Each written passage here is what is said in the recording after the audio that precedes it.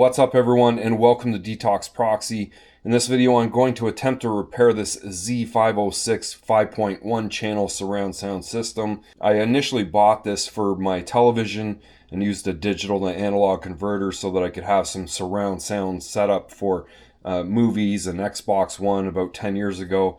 And then a couple years later I bought a 2.1 soundbar system for my television, and I migrated this to my PC, and it's worked amazing for PC games and watching movies there. Just a couple months ago, well, this thing stopped working and performing the way that it always has. So I'm just going to plug in my tablet so we can get some sound to play. Power's already on.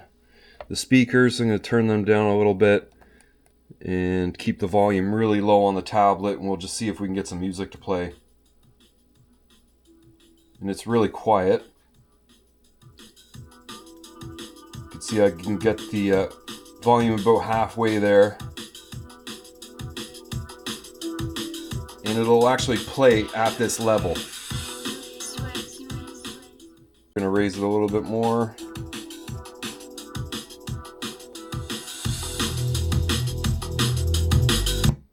There. So you can see when the power really comes into demand, it just completely cuts out. It's actually playing pretty good right now. And that's what I've got going on. If you lower the volume, less power demand, there's no real issue. But there's times where I want to turn it up. Now, apparently the fix for this problem is a new amplifier. And these can be found on eBay. This is a new and improved design from an aftermarket seller. It's plug and play. There's just two small connections to plug in, and it sits inside the subwoofer. So I'm going to pop it open. We're going to slam this guy in there and see if it actually fixes the problem. Now I just got the sub box turned upside down so we can pull out the actual subwoofer and gain access to the amplifier inside. This might be a little stuck, but oh, it just came right up actually.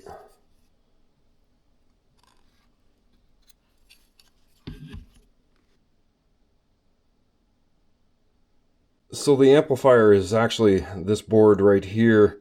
And all I've been trying to do is loosen the little screws with this little ratcheting driver. It has not been easy. It's taken me quite a while to get them that far unthreaded. I think it's just slotted in at the bottom from what I can see. Now that I've got the board out of there, I can kind of just see these two capacitors right here. These are pretty puffed out, and that's probably the issue with this thing. The bigger one here still looks like it's in pretty good shape, but you can see just alone the size difference between these two pieces of hardware. This one being from closer to 2010, somewhere around there, and this one much more recent, probably within the last year or so. So it's just unplugging these guys to get them out of the way, and literally just plugging them right back onto the new board. This one should go like that, and this one over like that. And then I should just be able to mount it with the two screws like it was, and we'll get to test it out. Okay, first things first is get this plugged back in, see if this amp will blow up or not. And power. It's a good sign so far. And play. Okay, it's working, which is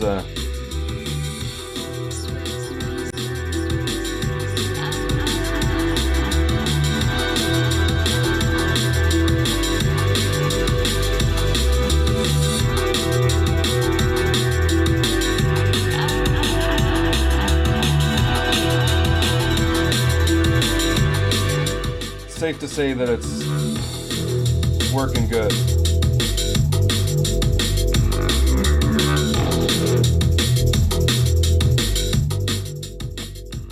I mean, this little setup, it does sound awesome for what it is. It's only like 75 watts or something, but having so many of these little satellites and one decent sized sub, it really works well.